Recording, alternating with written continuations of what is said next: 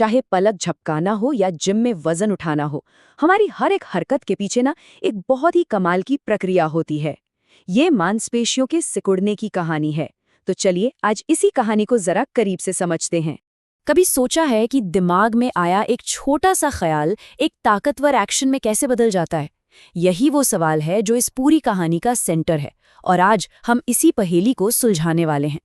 तो इस कहानी को शुरू करने के लिए सबसे पहले एक नज़र डालते हैं उन रोज़मर्रा के कामों पर जो हमारी मांसपेशियां करती हैं।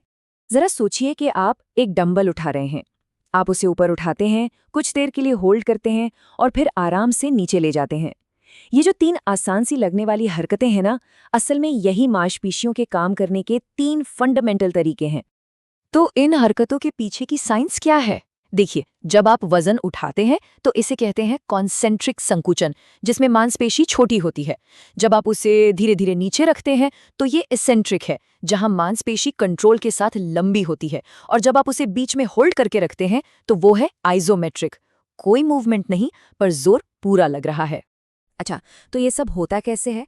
इसे समझने के लिए हमें मांसपेशी के बहुत अंदर, मतलब माइक्रोस्कोपिक लेवल पर जाना होगा। इससे ना एक जूम इन की तरह समझिए। हम पूरी मांसपेशी से शुरू करते हैं, फिर उसके अंदर के फाइबर्स को देखते हैं। हर फाइबर के अंदर होते हैं मायोफाइब्रिल्स, और ये मायोफाइब्रिल्स बनी होती हैं छोटी छोटी यूनिट से, जिन्हें सार्कोमियर कहते हैं। और यही सार्कोमियर वो असली जगह है जहाँ सारा एक्शन होता है।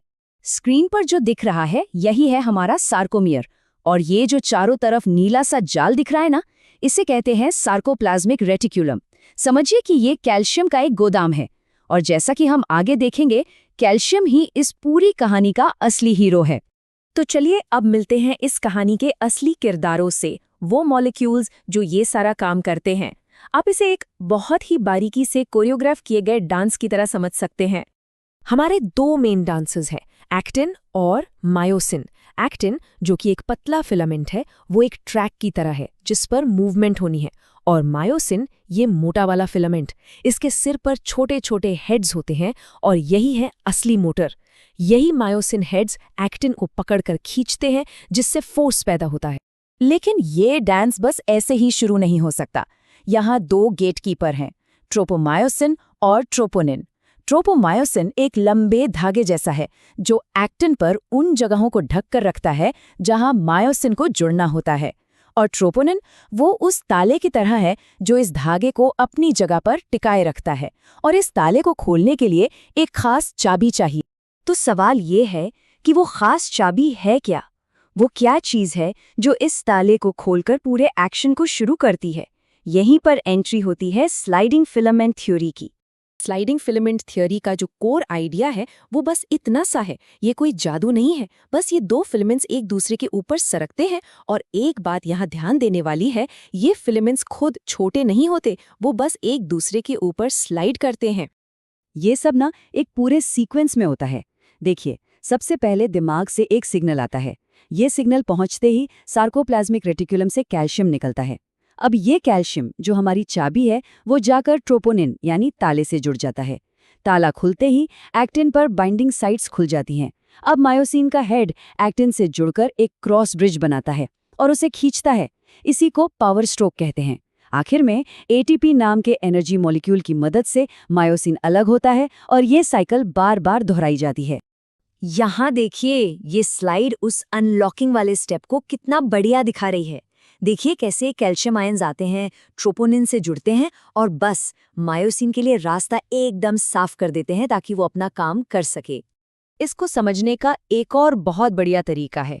सोचिए कि सार्कोमियर के जो सिरे हैं वो 2 भारी बुक्केस हैं। एक्टिन फिलामेंट्स रस्सियों की तरह हैं, और हमारे हाथ वो हैं मायोसिन हेड्स जो इन रस्सियों को खींचकर दोनों बुक्केस को पास ला रहे हैं। और ये जो तस्वीर है, ये पूरी कहानी को एक साथ ले आती है। एक नर्व से सिग्नल का आना, फिर कैल्शियम का रिलीज होना, और फिर फिलामेंट्स का वो शानदार मॉलिक्यूलर डांस शुरू हो जाना, सब कुछ एक फ्रेम में। तो चलिए अब वापस जूम आउट करते हैं और देखते हैं कि ये जो माइक्रोस्कोपिक लेवल पर डांस चल रहा है वो असल जिंदगी की उन बड़ी हरकतों से कैसे जुड़ता है जिनके बारे में हमने शुरू में बात की थी।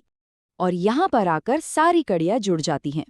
जब हम किराने का थैला उठाते हैं, वो है कॉन्सेंट्रिक संकुचन, मतलब मायोसिन एक्टिन को अंदर खींच रहा है और सार्कोमियर छोटा हो रहा है। जब हम उसे धीरे से नीचे रखते हैं तो वो एसेंट्रिक है। मायोसिन अभी भी एक्टिन को पकड़े हुए है, लेकिन उसे धीरे धीरे बाहर जाने दे रहा है।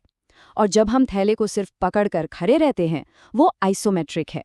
मायोसिन एक्टिन को एक ही जगह पर मजबूती से थामे हुए। तो देखा आपने कैसे एक छोटा सा ख्याल मॉलिक्यूलर मोटर्स के एक जबरदस्त तूफान में बदल जाता है, जो हमें चलने फिरने की ताकत देता है। और ये हमें एक बहुत ही दिलचस्प सवाल पर लाकर छोड़ता है। जब हम एक्सरसाइज करते हैं और हमारी मांसपेशियां और मजबूत बनती हैं, तो इस माइक्रोस्कोपिक लेवल पर असल में क्या बदल रहा होता है? इस पर सोचिएगा जरूर।